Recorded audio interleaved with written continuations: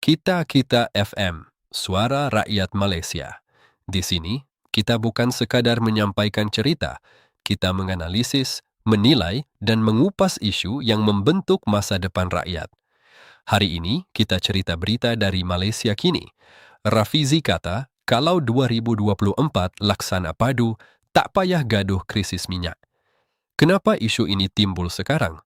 Adakah ini pengakuan kegagalan dasar atau sekadar perbezaan pendekatan? Dan siapa sebenarnya menanggung risiko bila harga minyak dunia naik? Bila Rafizi Ramli tampil dan kata, kalau sistem pangkalan data utama, PADU, dilaksanakan seawal 2024, negara takkan bergaduh soal harga minyak. Ini bukan kenyataan biasa. Ini sebenarnya satu kritik terbuka terhadap cara kerajaan mengurus subsidi. Dan lebih penting, ia membuka persoalan besar. Adakah kita sebenarnya sudah terlepas peluang untuk reformasi subsidi yang lebih teratur? Rafizi bagi satu hujah yang cukup jelas. Kalau harga minyak diapungkan lebih awal dan bantuan diberi secara tunai berdasarkan data sebenar rakyat, kesan kejutan harga global boleh dikawal. Maknanya rakyat tak akan terkejut kerana mereka sudah biasa dengan sistem baru ini. Logik ekonomi yang sering digunakan dalam banyak negara. Kurangkan subsidi pukal, gantikan dengan bantuan bersasar. Tetapi di Malaysia, menurut Rafizi, apa yang menghalang bukan teknikal tapi politik. Di sinilah isu mula jadi panas bila beliau menyebut bahawa kepimpinan di Putrajaya bimbang kehilangan populariti jika harga petrol diapungkan. Ini membawa kita kepada satu realiti politik. Kerajaan sering terperangkap antara dua pilihan, buat keputusan yang betul dari sudut ekonomi atau buat keputusan yang selamat dari sudut politik.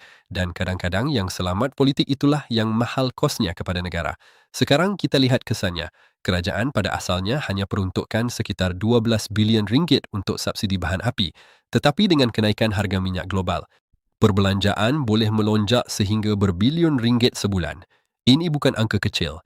Ini boleh pecahkan bajet negara. Dan bila bajet pecah, apa jadi? Projek pembangunan mungkin ditangguh, bantuan seperti sumbangan tunai rahmah STR boleh terjejas dan akhirnya rakyat juga yang terasa. Di tengah-tengah semua ini, Rafizi cuba tonjolkan satu perkara.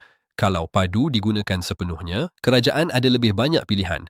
Contohnya, boleh tambah bantuan tunai kepada golongan tertentu, boleh perluaskan kelayakan atau boleh laraskan subsidi secara lebih fleksibel. Maknanya, sistem itu memberi alat kawalan kepada kerajaan. Tapi sekarang, kerajaan guna pendekatan lain seperti budi individu dan budi 95 yang tidak sepenuhnya bergantung kepada data menyeluruh seperti padu. Kesannya, ruang untuk respon cepat terhadap krisis jadi lebih sempit. Di sini, kita kena tanya satu soalan penting. Adakah padu gagal atau pelaksanaannya yang tidak diberi peluang? Kerana Rafizi sendiri kata, RM27 juta yang dibelanjakan untuk sistem itu tidak sia-sia. Ia masih boleh jadi pangkalan data besar untuk masa depan. Ini menunjukkan isu sebenar bukan pada sistem, tetapi pada keberanian untuk guna sistem itu sepenuhnya. Dan di sinilah konflik naratif berlaku. Di satu pihak, kerajaan perlu jaga kestabilan politik dan sentimen rakyat. Di pihak lain, reformasi ekonomi memerlukan keputusan yang kadang-kadang tidak popular. Persoalannya sekarang, adakah lebih baik tangguh kesakitan hari ini atau hadap awal supaya lebih stabil di masa depan? Ini dilema klasik dalam ekonomi negara.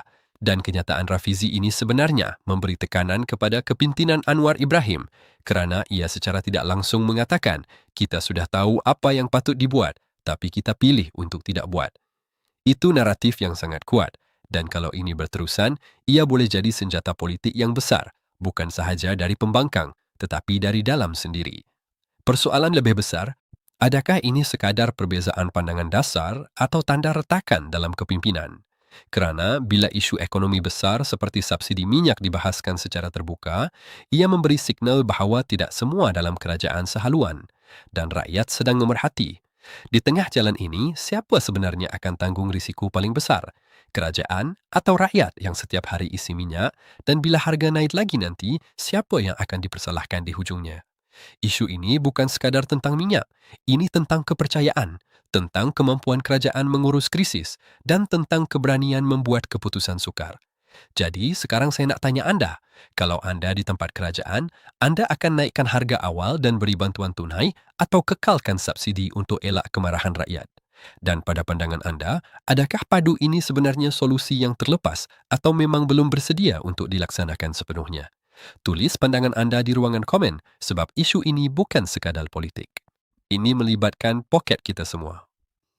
Itu dia ulasan dari Kita-Kita FM, suara dari hati rakyat Malaysia.